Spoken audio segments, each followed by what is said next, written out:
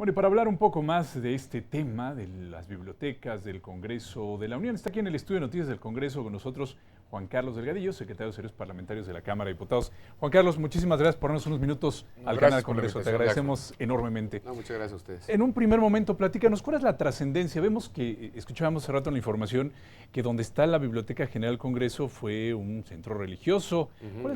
Está muy extraño. ¿Qué es lo que pasó ahí? ¿Por qué un centro religioso ahora una biblioteca del Congreso? Es la sede de la Biblioteca del Congreso. Sí, bueno, mira, es donde se entrelazan la historia del Congreso, de sus inmuebles, con la historia nacional, ¿no? Es el exconvento de la Orden de las Clarisas, de las monjas clarisas, Ajá. que se concluye en 1661 y que durante 2 siglos tuvo, desde luego, el uso propio de un centro de culto, es decir, una iglesia, que era una de las más famosas del centro de la Ciudad de México, pero con el devenir de la historia, hacia 1857-59, cuando estalla la Guerra de Reforma, el edificio fue nacionalizado por la Ley de Expropiación de Bienes Eclesiásticos expedida por el presidente Benito Juárez, justamente en el contexto de esta Guerra de Reforma. Es de los bienes eclesiásticos que pasan a ser propiedad de la nación. Y desde ese año, 1859, el templo desde luego cambia su vocación, entonces de ser un centro de culto empieza a tener distintos usos públicos y oficiales, y hacia inicios del siglo XX, dada su cercanía con la antigua Cámara de Diputados, la ubicada en el Palacio Legislativo de Donceles, donde hoy se ubica la Asamblea Legislativa del Distrito Federal, que era la Cámara de Diputados, y ubicado también a 2 cuadras de lo que era el Senado de la República, en la antigua Casona de Jicotencatl, se le piensa dar un uso, digamos, legislativo. Por iniciativa de diputados presentada a mediados de 1935, buscan primero que la biblioteca que ya existía en la Cámara de Diputados fuera una biblioteca pública, porque antes era de exclusivo uso de los legisladores. Y observan el edificio de su cercanía, ven que pudiera ser destinado para ese fin.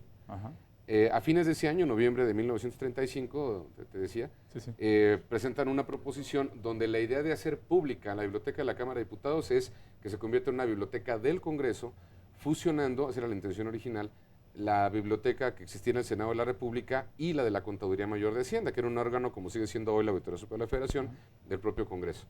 Y entonces logra estos diputados, con una proposición aprobada por el Pleno de la Cámara y formados ellos en comisión de creación de la biblioteca, que el predio sea cedido por el gobierno federal mediante un decreto que se publica en el Diario Oficial en febrero de 1936.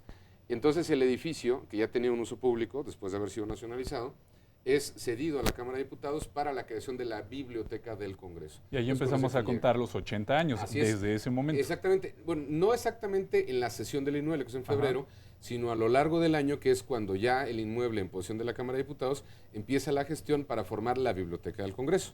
Durante esos siguientes meses, lo que van a hacer los diputados es trasladar su biblioteca, que estaba toda apretada, digamos, en el Palacio Legislativo de Donceles, aproximadamente 10,000 volúmenes. El Senado, en efecto, hace una aportación de poco más de 4,000 volúmenes y la Contaduría Mayor de Hacienda de alrededor de 1,200. El Senado estaba en Jicotencatl también. Estaba llegando a Jicotencatl, en efecto. Tenía, si mi memoria no me falla, un par de años de haberse instalado ahí en la casona de Jicotencatl. Tenía una historia de cambios de sedes, que ya será motivo seguramente de otra charla, pero llegando apenas ahí, concentran sus acervos entonces en este extemplo de las monjas clarisas, ¿no? Y es cuando se empieza a instalar formalmente ya la Biblioteca del Congreso. Durante esos meses se empieza a juntar el acervo, la comisión organizadora y promotora del proyecto enlaza y contacta diplomáticamente a 5 naciones para que sus bibliotecas principales hicieran donaciones, la del Congreso de Estados Unidos y 4 bibliotecas en Europa, la de Francia, la del Museo Británico, la del Instituto de Estudios Americanos de Berlín y me está fallando la de París.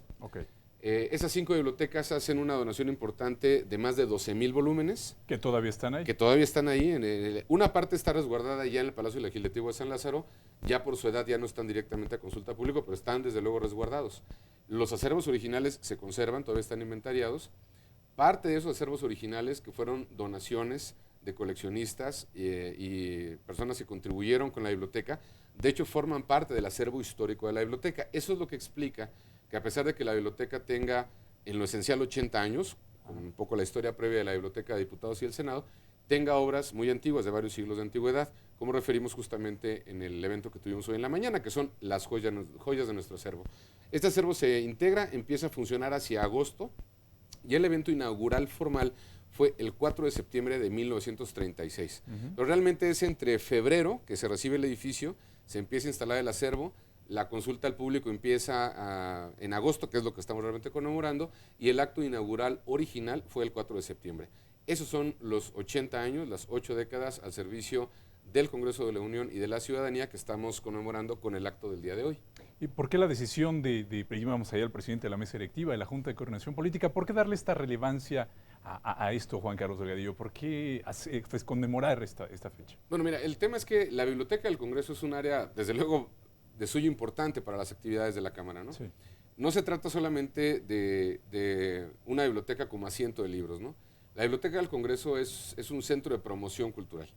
Tienen su agenda cotidiana desde hace varios años, exposiciones, presentaciones de libros, conciertos, de los cuales tuvimos un programa particularmente reforzado, si me permites, justamente a lo largo de este año. Sí, lo estuvimos viendo. Destacando una conferencia magistral de la doctora Patricia Galeana, justamente sobre los bienes nacionalizados durante la Guerra de Reforma y para dejar mayor constancia de la historia de nuestro propio inmueble. Y un concierto muy bonito que tuvimos, uno que destacó de 2 cuartetos de cuerdas, de guitarras, de la Escuela Nacional de Música, de la Universidad Nacional y del Instituto Nacional de Bellas Artes, ¿no? Entonces, la biblioteca tiene una trascendencia importante hacia la sociedad. Déjame decirte que tanto la biblioteca, cabe agregar aquí incluso el museo, ya no solamente la de Tacuba, sino las que están dentro del Palacio Legislativo de San Lázaro, son las áreas que reciben más visitas durante el año. La biblioteca de Tacuba tiene un nivel de visitantes promedio diarios de alrededor de 200 usuarios, que para una biblioteca, considerando los medios electrónicos que hay hoy en día, es realmente mucho. Pero además nuestra biblioteca está dentro del circuito de actividades del Centro Histórico, que es un área llena de espacios culturales y que los ciudadanos del Distrito Federal, ahora Ciudad de México, mejor dicho, disfrutan y viven intensamente en sus centros de espectáculos, sus teatros, sus cines, sus bibliotecas. Y entonces ha entrado la biblioteca desde hace un tiempo ya en este circuito de actividades.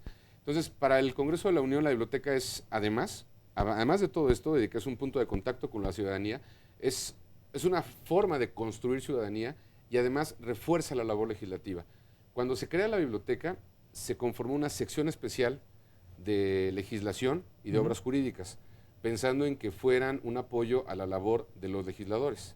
Entonces, la biblioteca es el centro de pensamiento de la Cámara, donde se refuerza la actividad de los legisladores, incluso de los centros de estudios, y además que los ciudadanos pueden visitar para consultas y formación. Pues ahí está la invitación. Juan Carlos, te agradecemos mucho que nos hayas visitado aquí en el estudio. Muchas gracias a ustedes por la invitación. Muchas gracias. Vamos a hacer una pausa y regresamos con más noticias del Congreso.